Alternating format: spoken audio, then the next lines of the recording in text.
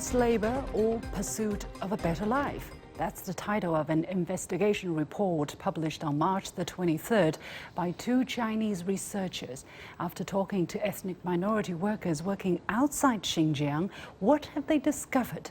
How was the investigation conducted? Is freedom and welfare of minority workers guaranteed?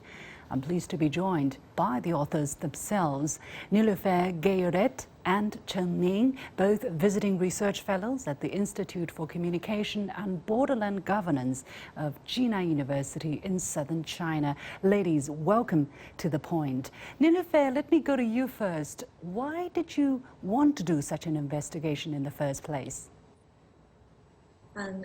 Last April, we came across a research report conducted by the Australian Strategic Policy Institute entitled Uyghurs for Sale, Re-Education, Forced Labor and Surveillance Beyond Xinjiang. Through the interpretation of second-hand data such as documents, satellite image, media reports, and a case study of 3 companies that hired Xinjiang Uyghur workers, the report argues that the Chinese government's labor transfer policy as an extension of forced labor and so-called re-education camps. Being native of Xinjiang and social science researcher, the report's allegations are really serious and shocking. We believe that in today's world, any form of forced labor is unacceptable. Forced labor is not in line with the requirements of Chinese relevant laws or regulations. And also it cannot enjoy the moral support. That we decided to do a multi-site fieldwork study to know the real situation of workers who are working in other provinces in person.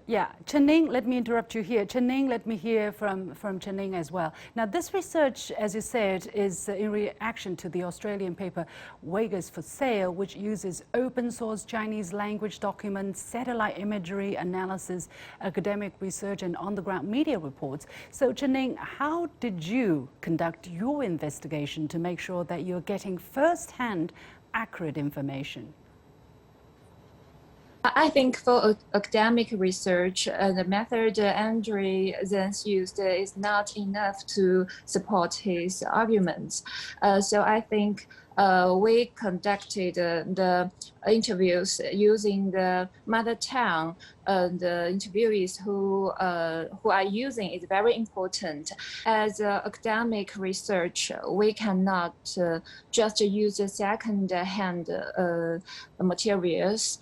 We have to go to the field to do the field work and to do the solid interviews in order to do the solid research. And in person, I really want to say what's happening in these companies, what the situation are the workers in. So I want to do the more solid research. So I went to Guangzhou and go to the 5 companies to do the research.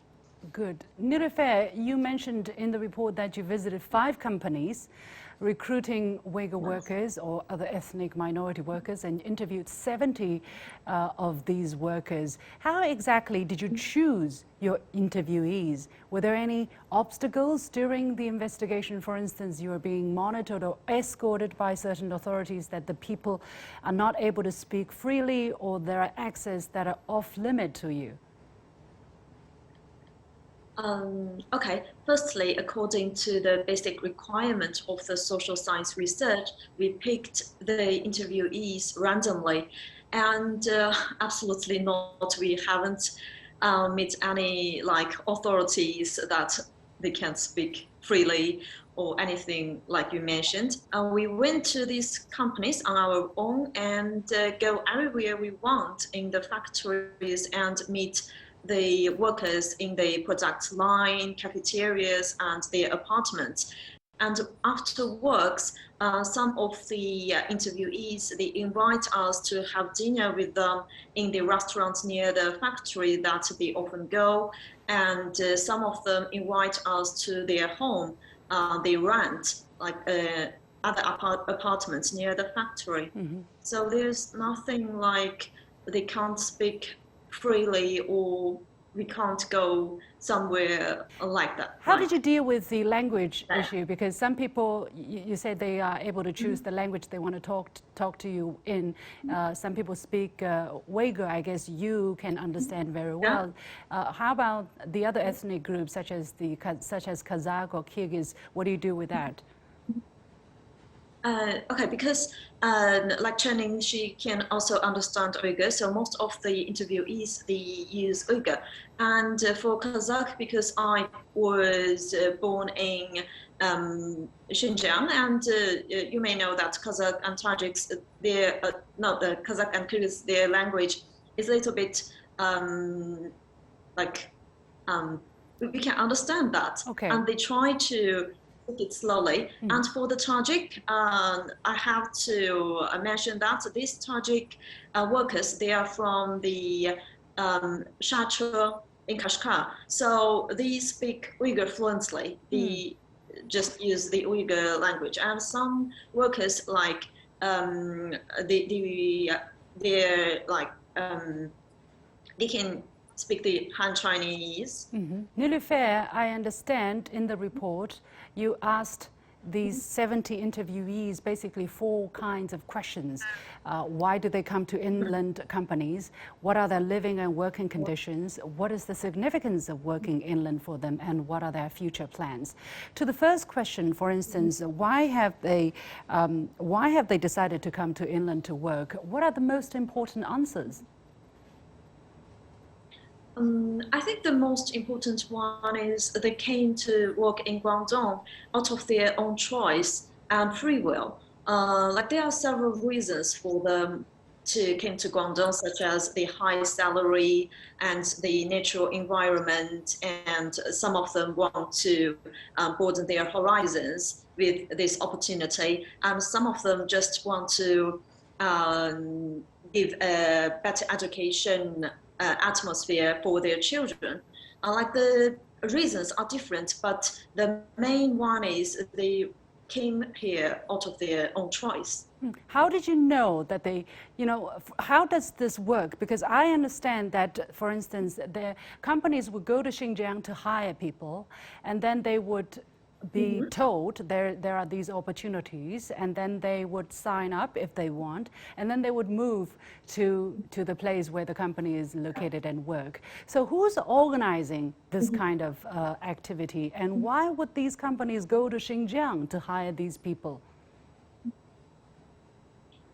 Okay, like in most of the cases, the local government will went to the companies first, so they will see if this is if the company is good, and if they can like guarantee all the rights of the workers if they go there, like the restaurant, because it is really important for the minority workers. Some of them, like most of them, are Muslim, so they should guarantee such things. The government will organize it, and then they ask the companies that can be selected, and then they came to Xinjiang and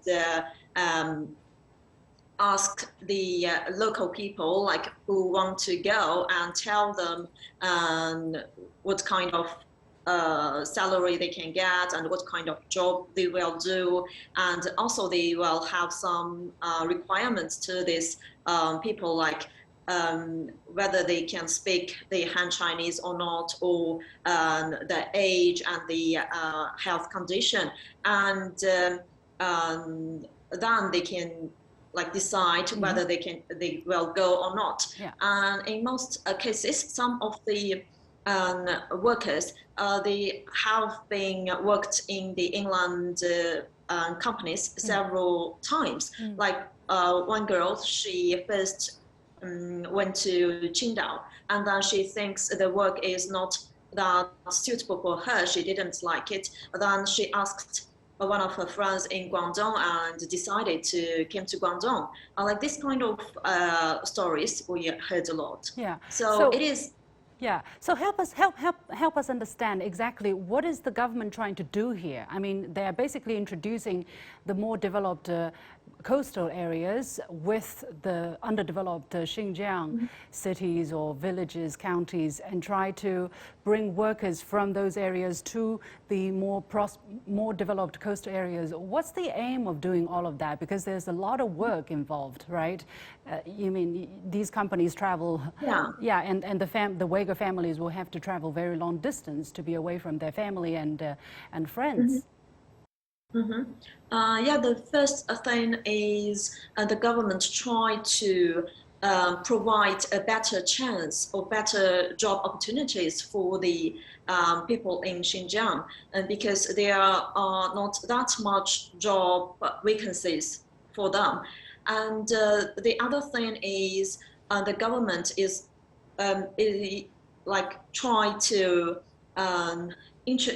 select the companies that can give a high salary to the workers, because not all the companies can be selected. They have to provide like a good salary and welfare and something like that.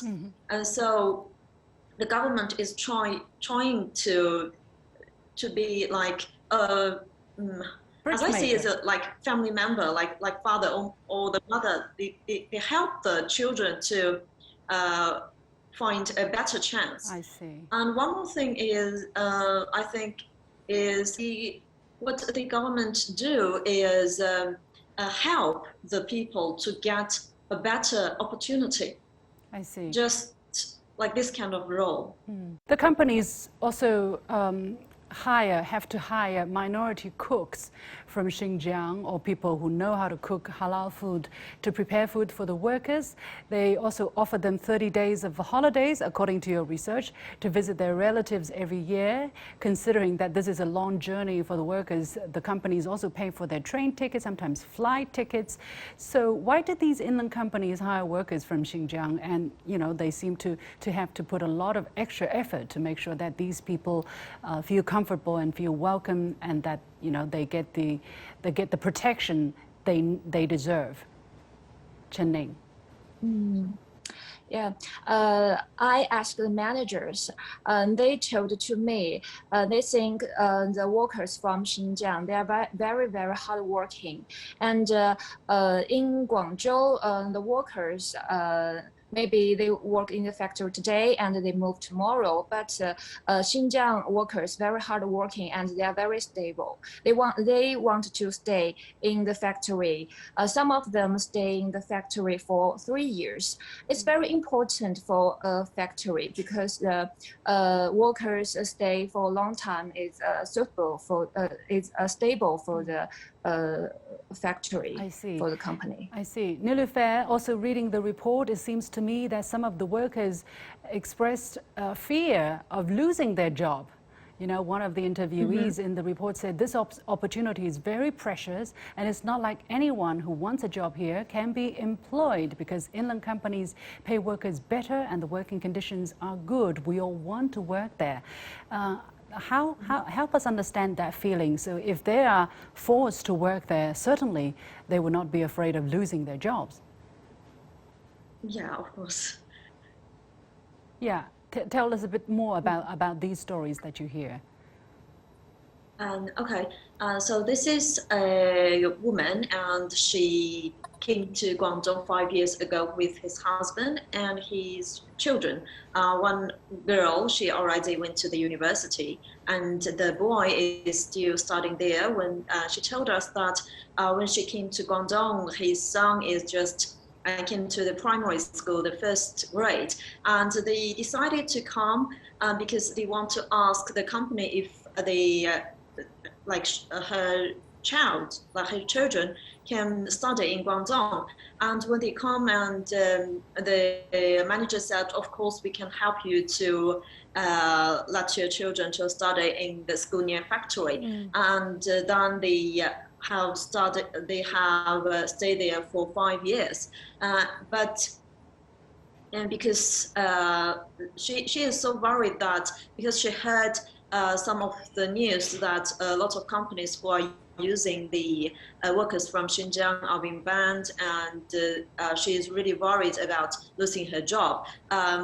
When we go back to the hotel after the interview, she sent me a really long WeChat message and asked me if we know some news about the company, whether they will hire them the next year. Yeah. And I helped her to ask the manager, and the manager told us they are really worried if there is some ban, they can't use the workers from Xinjiang, because if there's some like punishment, it will not good to their companies.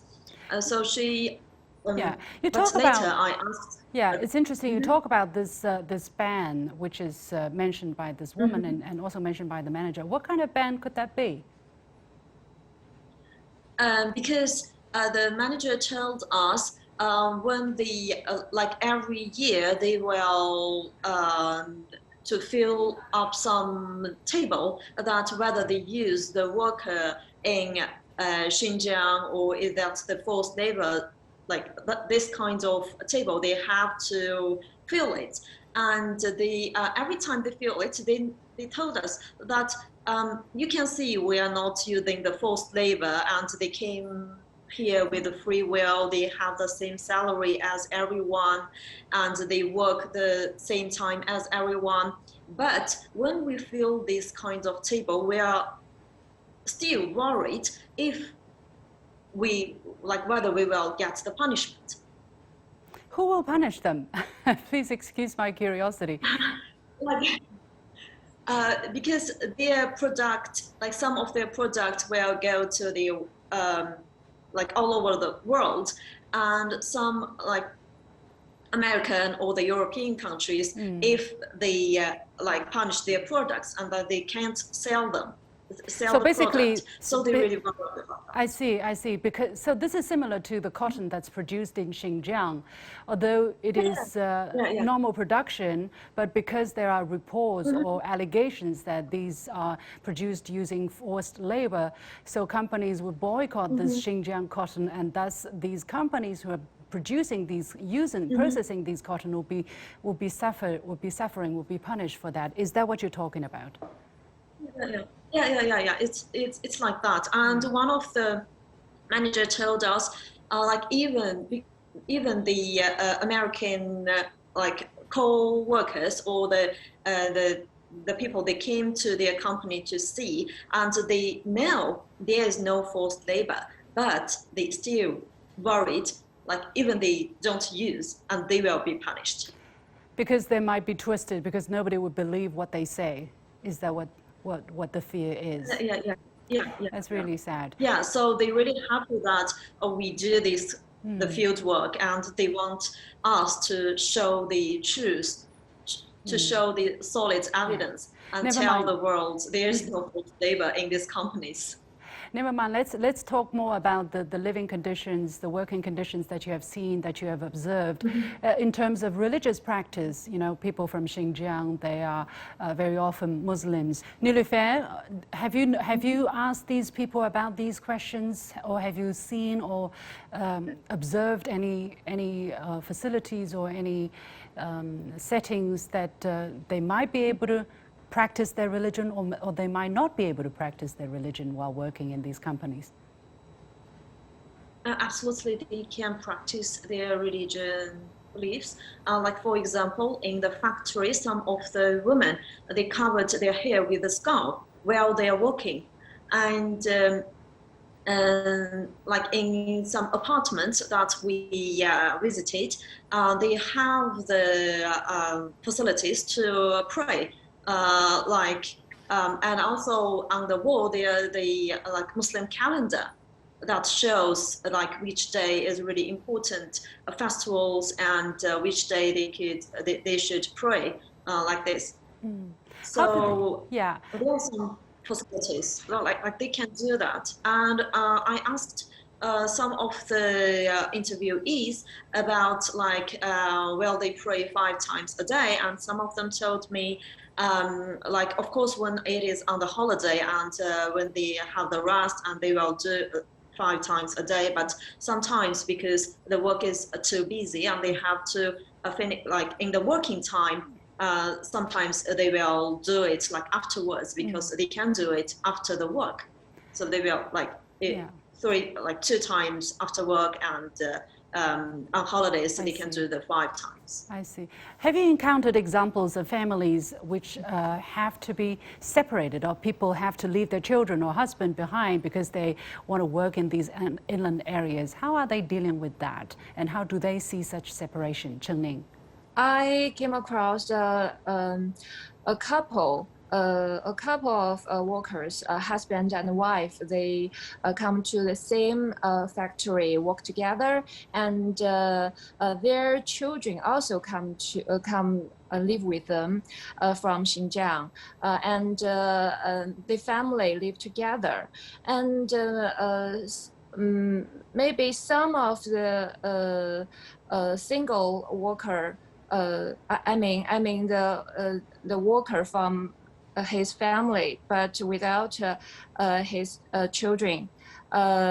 He also wants his children come to Guangzhou to live with him, or take the exam and go to Guangzhou to study. Live with him. What about future plans? You talked to the majority, you asked everybody these questions as well, Niloufer. What's the biggest plan for the great majority of the workers you talk to? Do they want to go back to Xinjiang, or do they want to continue to stay in these companies or move to other provinces in the coastal areas? Like for almost half of the workers, they want to continue to work there, and about the 30%, they already earn the money they want, and so they want to go back to their hometown to start their own business. And also there are 23% of the workers, they plan to live in Guangdong province. After that, they want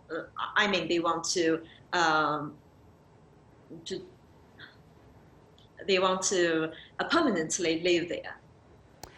The Australian paper by the so-called think tank ASPI claims that companies on the labour transfer program are equipped with watchtowers, barbed wire fences and police guard boxes. And migrant workers of the company live in segregated dormitories with limited freedom of movement. They have no right to choose where to live and whom to live with. Chen Ning, what was your observation, and how big of a difference is what you just heard and what you saw during the investigation? The sites we interviewed, there are basic security systems like any other factories, of course, no different than any other facilities. And of course, there are no watchtowers or the barbed wire fences or the police guard boxes. We didn't see that. From an international level, or basically from a national level as well, I mean, people who migrate to different places to look for jobs is, is ordinary practice, right? Think about Chinese migrant workers over the past 3 decades. We've always had these kind of massive migration. During the year, people from countryside will come to big cities and work and save money, and then during the spring festival holiday, they go home. They are very often separated from their family, not by force, but by, the fact that they want to go to these places to make money, and they don't want to be bothered by the burden of having to raise their children as well. Of course, this has created some social problems, and yet what I want to say is migration of workers is actually within China a natural thing. In other parts of the world is also a natural thing. Niloufer, how do you look at the kind of controversy surrounding these workers from Xinjiang? Why have they captured the West's attention? like as for me, it is so normal that the workers from Xinjiang, they came to work in Guangdong or other provinces. It is so normal, like personally for me, and also for my relatives, it is a normal thing. But for the Westerns, I think they just use this to get attention of the other world, because like for the minorities, it is not like fair to ask them to stay in Xinjiang and do not leave Xinjiang. You have to stay there like in your whole life. You have to work there. It is not fair. So I think this is just a way to get the attention. I don't know. I can't think any other reasons. Chen-Ning, your last thoughts? First of all, I really don't know why they catch these issues. But after I did the interviews, after I researched about it, I found that after the report was written by Andrew Zens, the companies lost a lot of bills. So I think maybe it's economy strategies, not just the human rights issue. In my opinion, I think it's just economic strategy. Okay, we'll leave it there. Many thanks to my two guests, Niloufer Gayret and Chen-Ning, joining us from different parts of China. They're both visiting scholars of the Institute for Communication and Borderland Governance of Jinan University in southern China. With that, we come to the end of this edition of The Point with me, Liu Xin. As always, you can follow me on Facebook and Twitter using the handle Liu Xin in Beijing. Thanks for watching. You've got The Point.